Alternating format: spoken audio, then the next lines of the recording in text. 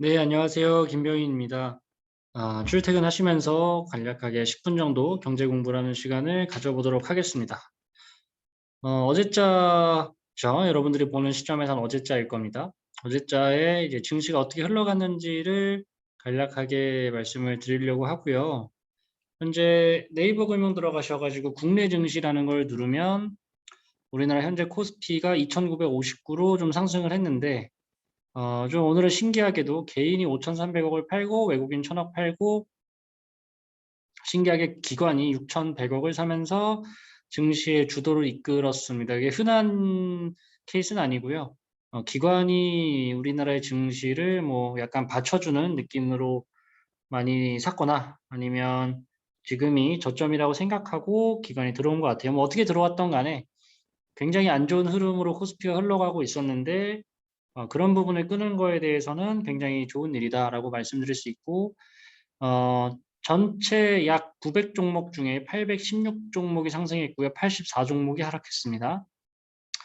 코스닥은 4천억을 팔았고요. 개인이 팔았고 외국인이 3천억, 기관이 800억을 샀습니다.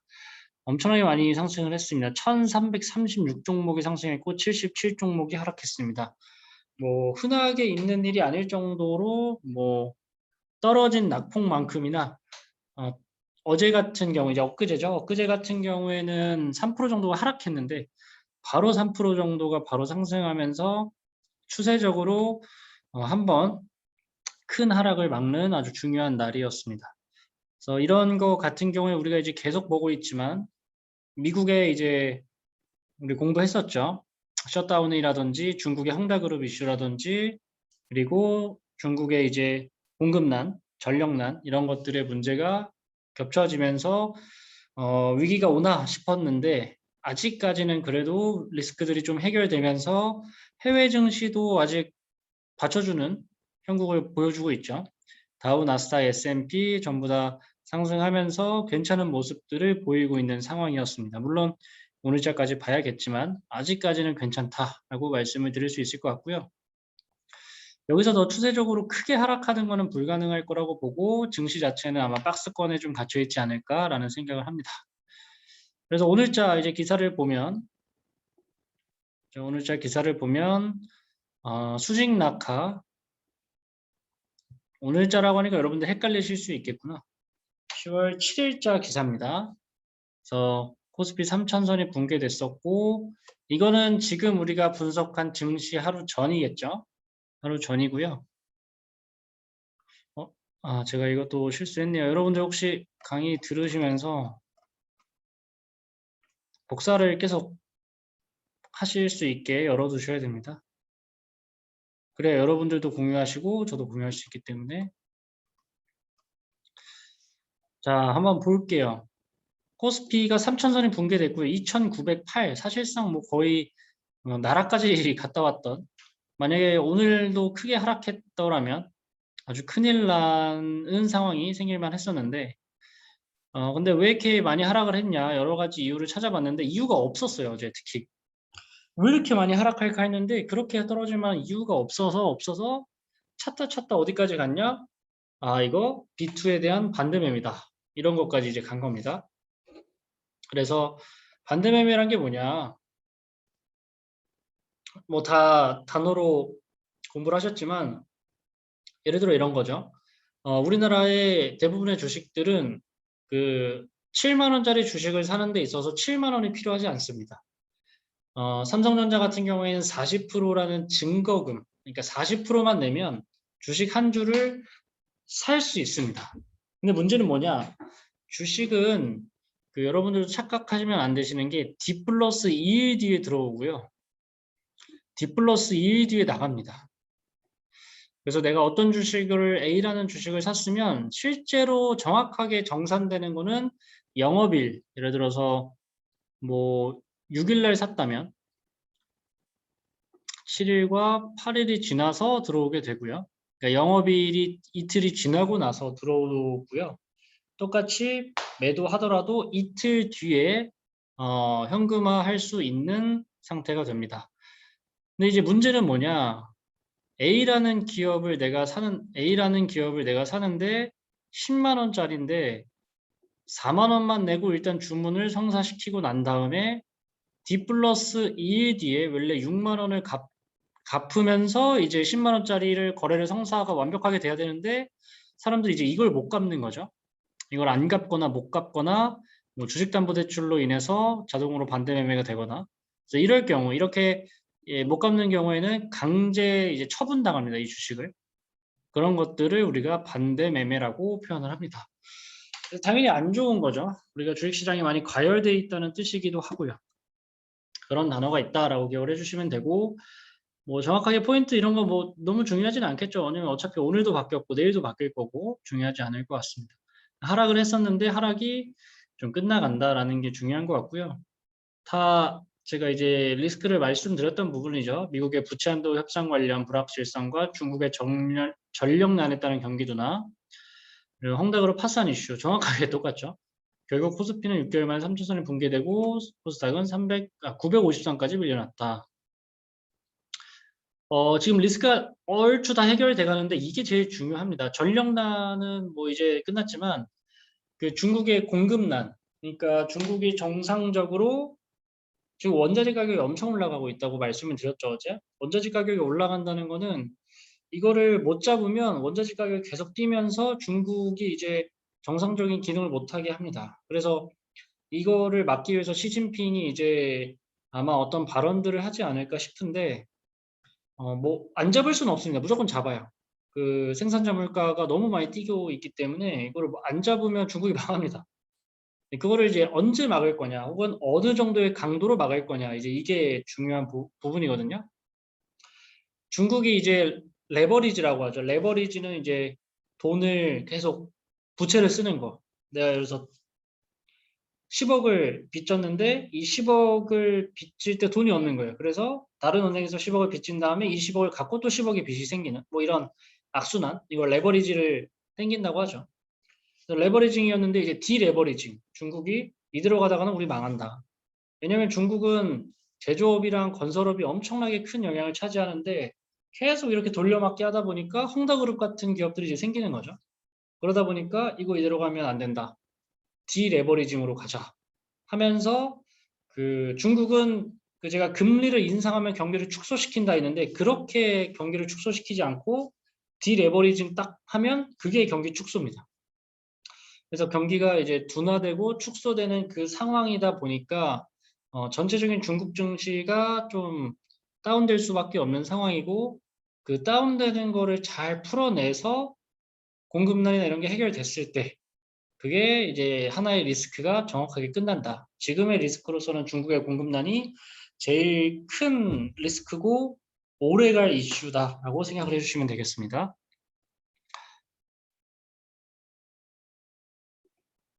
그날 같은 경우에 CJ ENM이 일제히 하락했는데 오늘 CJ ENM이 이게 떨어지지 않았나? 올랐나? 올랐네요. CJ ENM 오늘도 올랐네요. 지금 전체적으로 컨텐츠 산업이 많이 뜨고 있습니다. 컨텐츠 산업이 많이 뜨고 있고 CJ ENM이 그 관심 받은 지는 좀 됐습니다. 지금 당장 들어가는 건 조금 위험하실 수도 있다고 기억을 해주시고요. 그리고 바이오 기술주 성장주 위주로 구성된 만큼 주가 변동성이 큰 것이 특징이라 너무 당연한 말이죠. 코스닥은 일반적으로 시가총액도 작고 규모도 작고 변동성이 크기 때문에 위험도 크기 때문에 하락세가 좀 큽니다. 셀트리온 관련한 친구들이 굉장히 많이 떨어졌다. 엄청 떨어졌다. 그러고 너무 당연한 말들이 있어서 패스하겠습니다. 이런 것들은 어지간하면 그냥 흘려 들으시면 됩니다. 그 객관적인 말이 아니라 아닐까 싶다. 이런 거는 애초에 이 사람이 자신이 없다는 거거든요. 너무 그 감정을 이입하실 필요 없을 것 같고 문제는 코스닥의 경우 하락폭이 클수록 추가 하락세로 이어질 가능성이 더 크다는 데 있다. 그렇죠? 아까 말한 게 이거죠. 맨 처음에 시작했을 때 오늘 만약에 코스닥이 하나 더 빠졌다면 코스피가 더 빠졌다면 굉장히 위험한 상황일 수도 있었다. 하지만 해결됐고 전문가들은 빚주가 많은 상황에 주가가 급락했을 때 반대 매매가 벌어질 때를 우려했다. 반대 매매는 미수금을 갚지 않으면 미수금이라고 하는 게 아까 D 플러스 1 동안 갚지 않으면 증권사에서 강제로 주식을 처분해 버린다. 주가가 계속 떨어지면 반대 매물이 대거 나올 수 있고 매물이 한 번에 많이 나오면 주가가 추가로 팍 떨어지겠죠. 그래서 B2 규모를 나타내는 신용공여 잔고는 지난 5일 전체 24조 4,806억이다. 이걸 이제 어디서 확인할 수 있냐면 네이버의 금융투자협회라는 데를 치면 이런 곳이 뜨고요. 그래서 공지사항에 가셔가지고 자본시장 통계 가시면 이런 사이트가 뜹니다. 거기서 신용공여 잔고 추이를 보시면 이제 쭉 뜨는데 24조 4,800억 그리고 24조 1,000억 원 이 정도의 신용공여 잔고가 있다. 그래서 보통 20조가 넘어가면 우리나라 주식시장이 조금 신용을 많이 땡기고 있고 조심해야 되는 상황이다라고 일반적으로 말합니다. 상황마다 좀 다를 수는 있습니다. 이거 방금 설명드린 거고 뭐 얘네들은 투자업계는 얘는 뭐 제가 뭐 엄청나게 디스하는 건 아니지만 그냥 코스피가 2,900점 되면 2,800까지 빠질 거다라고 하고 한 3,000점 오면 2,900에 빠질 거라고 하고 자기들 부르는 맘대로기 때문에 크게 관여하실 필요 없고요. 여러분들이 생각하는 것만큼 전문가들이 전문가가 아니에요. 이분은 내년까지 이보다 완만한 하락세가 이어질 수 있다는 관점에서 바라보는 게 낫지 않을까. 어떻게 이런 말을 쓸 수 있을까라는 생각이 들고 앞선 대세 상승기가 유동성의 힘에서 진행됐는데 코로나 상황에서 이완적이었던 통화 정책이 정상화된다는 점, 경기 모멘텀이 둔화된다는 점에서 코스닥 역시 완만하지만 상반기보다는 하락세가 예상된다. 이거 말하자마자 다음날 바로 상승했죠. 그러니까 이게 맞출 수 없는 부분이기 때문에 뭐 이분들이 잘못했다는 게 아니라 이런 말을 하는 게 좀 조심스러워야 된다라는 말씀이고 코스닥 시장은 다 알고 제가 단어를 일부러 반대 매매가 제일 중요해서 코스닥은 우리 중소기업이나 벤처기업들을 모아놓은 코스피 지수 말고 코스닥 지수를 우리가 코스닥이라고 하죠. 근데 코스닥 지수 같은 경우 코스닥 시장에 있는 기업들은 지금 한 1,300개 정도, 1,400개 정도 되는데 영세한 기업들이 굉장히 많다 보니까 역사적으로 한 절반 정도는 없어졌다고 보시면 됩니다. 그러니까 투자하실 때 맥락 없는 바이오 기업, 맥락 없는 제약 기업들은 굉장히 위험한 투자다. 왜냐? 휴지 조각이 될 수 있다. 상장 폐지가 될 수 있기 때문에 조심하셔야 된다. 반대맵의 설명을 드렸고요. 경기 모멘텀은 우리가 이제 모멘텀이라는 단어를 익숙치 않은 분들이 좀 있어서 그냥 추세라고 생각하시면 됩니다. 그러니까 지금의 추세가 어떻게 흘러가고 수급이 좀 어느 쪽으로 쏠리고 그런 것들을 의미하는 단어인데 뭐 어려운 단어가 아닌데 좀 낯설은 단어라서 여러분들이 좀 공부해 보시면 좋지 않을까라고 해서 넣어봤습니다. 그리고 좀 질문이 몇 가지가 있어서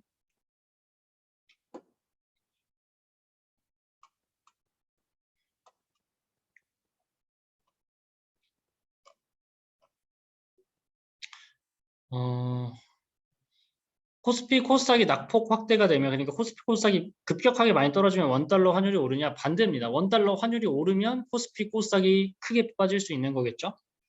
그래서 환율이 1,192원까지 올랐었고 오늘이 좀 하락 진정됐습니다. 환율은 어지간하면 1,200원까지는 그 1,200원에서 크게 상승하기가 힘듭니다. 우리나라가 이제 후진국이 아니기 때문에 달러에 대해서 어느 정도 조절하는 나라이기 때문에 1,200원을 훨씬 상회하면서 지금 시장에서 금융위기쯤 터져야 한 1,250원 이상 된다고 보시면 되기 때문에 환율은 거의 끝물이다라고 보시면 될 것 같아요. 그리고 마지막 질문에 얘기하고 마지막 이것 때문에 제가 이제 말씀드렸는데 조금 전 다른 뉴스 기사에서 미국 시장 7일 미 노동부 고용지표가 나오면 증시 조정이 된다고 했는데 고용지표가 높게 나온다는 건 무엇을 의미할까요? 경기가 좋으니까 증시가 높아진다는 건가요? 너무 좋은 질문입니다. 한 번도 얘기 드린 적도 있는 것 같은데 우리가 이제 정기적으로 미국에서 고용지표를 발표를 하는데 이제 실업률에 대한 얘기를 많이 합니다. 실업률. 우리가 실업률이 4%면 뭐 고용률, 실업률 이런 얘기를 하는데 실업률이 4%면 완전 고용시장이라고 합니다. 그러니까 거의 경기가 정상적인 걸 넘어서 이상적인 정도의 수준. 실업률이 4%라고 하는데 자, 그런 고용지표가 만약에 좋게 나왔다는 건 뭔 뜻이에요? 경기가 정상화되고 있다는 뜻이죠. 여기서 이제 함정이 있습니다. 경기가 좋아지기 때문에 증시가 올라갈 거다? 아니죠. 고용지표, 우리가 고용률이나 실업률이 지표가 이제 좋게 나왔다는 것은 시장이 정상적으로 돌아간다는 뜻이기 때문에 미국이 테이퍼링을 빨리 땡기, 미국 시장에 있는 돈을 이제 뺄 수 있는 그런 테이퍼링을 혹은 금리 인상을 빨리 할 수 있는 계기가 되는 거죠. 그러니까 경기 고용 지표가 좋게 나올수록 주식 시장에서는 단기적으로 안 좋습니다. 아, 테이퍼링이 고용 지표가 좋게 나왔다. 아, 그럼 테이퍼링 이제 완전 확정이다. 뭐 빼덕도 못합니다. 이제는 인플레이션 이런 것들 얘기 이미 끝났고 고용 지표만 좋게 나오면 그냥 바로 테이퍼링 시작하고 금리 인상 시작한다고 보시면 됩니다. 그래서 결론은 경기가 좋다고 해서 증시가 높아지는 거는 정상적인 시장에서는 그런데 지금같이 이제 시장에 돈이 너무 많이 풀려 있는 상황에서는 테이퍼링을 앞당기는 하나의 지표가 될 수 있다라는 의견이 듭니다. 오늘도 고생 많으셨고 금요일입니다. 퇴근하시면서 출근이죠. 출근하시면서 좋은 하루 되셨으면 좋겠고 궁금하신 거 있으면 언제든지 질문해 주시면 감사할 것 같습니다. 오늘도 수고 많으셨습니다. 감사합니다.